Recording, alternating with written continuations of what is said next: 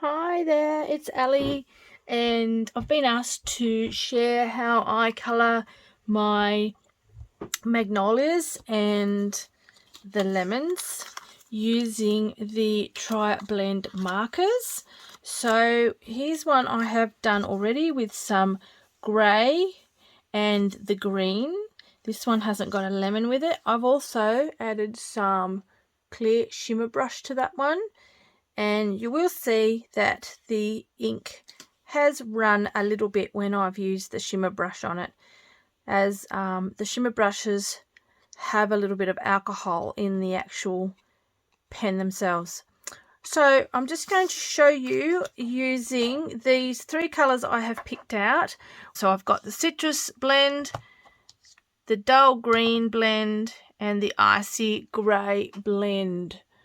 Okay, hopefully you can see those. So I'm going to start off with, well, I'm just going to do one on camera, which will be this one that has a lemon, a flower, and two leaves.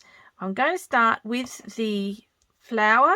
Now, you don't have to do this grey, but for the project we did in class the other night, we just kept the flower quite a neutral tone, and then the lemon was a little bit of the yellow around the outsides, and then the green leaves. This isn't the exact flower we used in the other. I haven't even got the other one right here in front of me to check, but anyway, it doesn't matter. We are just using the icy grey blend to start with, and I'm just going to follow where these lines are on the flower. So you want to concentrate the majority of your colour down at the base and just follow where those stamp lines are as well. So just to give it a little bit of definition and, you know, just a bit of dimension to keep it real looking, or to help make it look real, more real.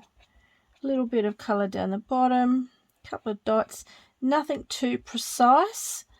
And a little bit of grey coming in there, a little bit of darkness in the centre because the centre of the flower is always darker. Now, yeah, you could do these any colour. You could do them yellow, you could do them pink. I've seen them done in pink, but a true magnolia is a creamy white colour, so we're just keeping it very, very subtle.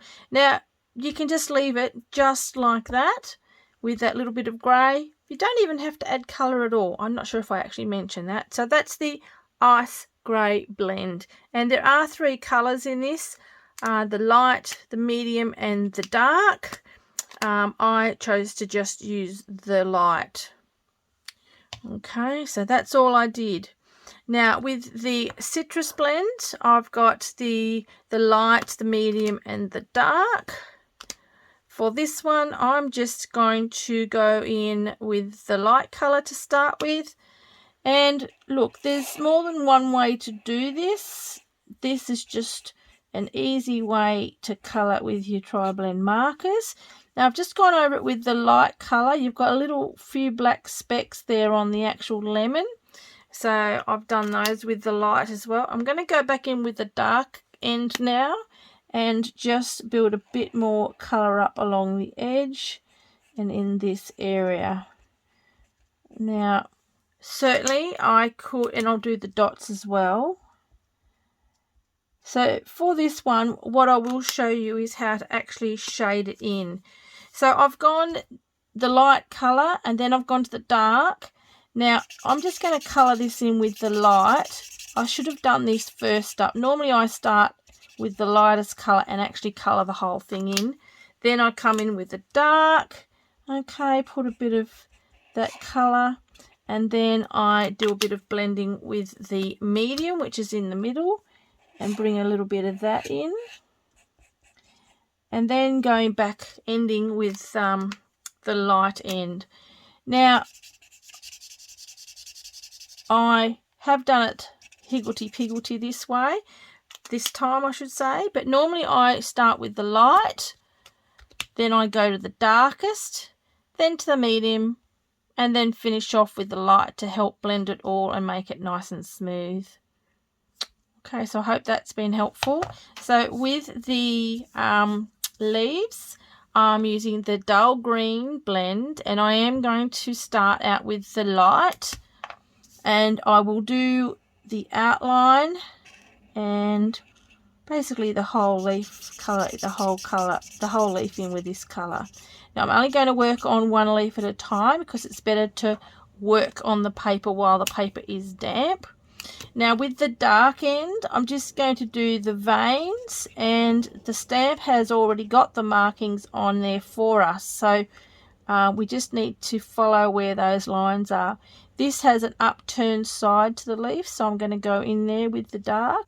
Okay, now I'm going to come in with the medium, which is in the middle, and just extend past the dark areas.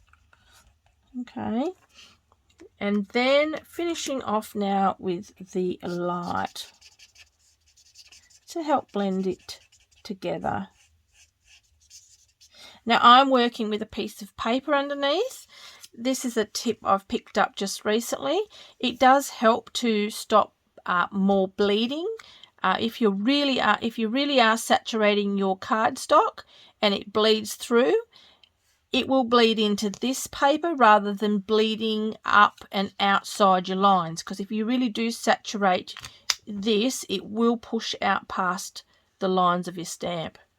All right, that's one leaf done. We'll come and do the light over the other leaf, and I'm not being too particular because this ink naturally bleeds a little bit, and it will bleed out to the edges of the stamp because I have used intense black ink. It shouldn't go beyond the line unless it's saturated. Now coming in with the dark.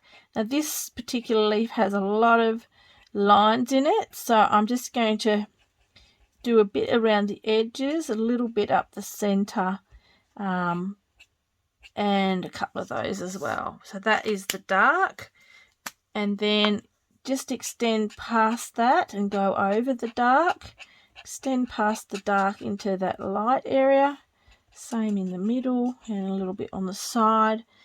Doesn't leave much area now to blend, but we will go back over it with the light on the other end and actually go all over to help blend those three colours of green together. All right, there you are. Now that's it basically finished. You can, as I said, use the shimmer brush, and you can just go over that lightly if you want to add a little bit of sparkle. So there you are. Have fun doing your magnolia flowers or whatever else you choose to colour in with your Tri-Blend markers.